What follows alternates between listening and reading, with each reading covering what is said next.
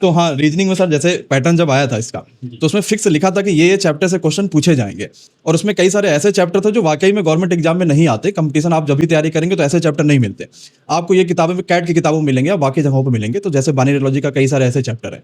तो सर से जानते हैं कि कैसा रहा ये पूरा सफर, और जब रिजल्ट आया तो किस तरीके से खुशी देखने को मिली। सबसे पहले तो ये चीज था कि बाइनरी लॉजिक ही सबसे ज्यादा जो परेशान कर रखा है, क्योंकि कोई भी आप क्लास ले रहे थे तो बच्चों का एक ही कमेंट रहता था कि सर बाइनरी लॉजिक, और उनका ये नहीं पूछना था कि आएगा या नहीं आएगा, कि सिलेबस में लिखा है सर इसको बस पढ़ा दीजिए कैसे भी करके। और वो चीज़ नहीं भी थी, जैसे कैट के एग्जाम या स्नैप के एग्जाम, उसमें एग्जाम में पूछा जाता था वो चीज़, और बैंक हो या फिर कोई भी कंपटीशन एग्जाम उसमें नहीं आ रहा था। ट्रूथ टेलर या फिर लायर या फिर अल्टरनेटर वाले में ये काफ़ी ज़्यादा, एक तो समझाने में सबसे बड़ी दिक्कत थी। जिस दिन भी मैंने क्लास लिया उसका पहला तो 1 घंटा तो यही बताने में चला गया कि एग्जाम में आता कैसे है, और क्योंकि बाकी प्रीवियस ईयर के जो क्वेश्चन थे कैट के या स्नैप के, वही चीज़ें हमने निकाली और उसमें से देखा कि कैसे कैसे ये किए जा सकते हैं या फिर कैसे समझाया जा सकता है। अब समझाने के मामले में उनको कई बार ये रहता था कि क्लास में जब लगातार बोलते रहो उसी चीज, इतना कंफ्यूजन था उसमें सर कि मुझे लगता था जब एक क्वेश्चन को बताने में आधा घंटा मुझे लगा और आधा घंटा मैं कंटिन्यू बोल ही रहा हूँ, और मुझे खुद कई बार ऐसा लगा कि क्या बोल रहा हूँ कुछ पता ही नहीं है। तो बच्चे मतलब कमेंट भी यही लगातार आ रहे थे कि सर ये चीज नहीं समझ में आई। फिर तो लगातार जब 2-3 क्लासें हुई तो 2-3 बच्चों को ऐसा लगा होगा कि हाँ समझ में आ रहा है, और कई बार कॉल भी आया या फिर टेलीग्राम पे मैसेज आता था सर समझ में तो आया लेकिन इसके क्वेश्चन करा दीजिए। फिर 2 घंटे की क्लास ली उनकी यूट्यूब पे ही लगातार, तो उसमें बढ़िया से उनको करवा भी पाया, कई बार डेसिमल वाले भी और बाइनरी लॉजिक भी,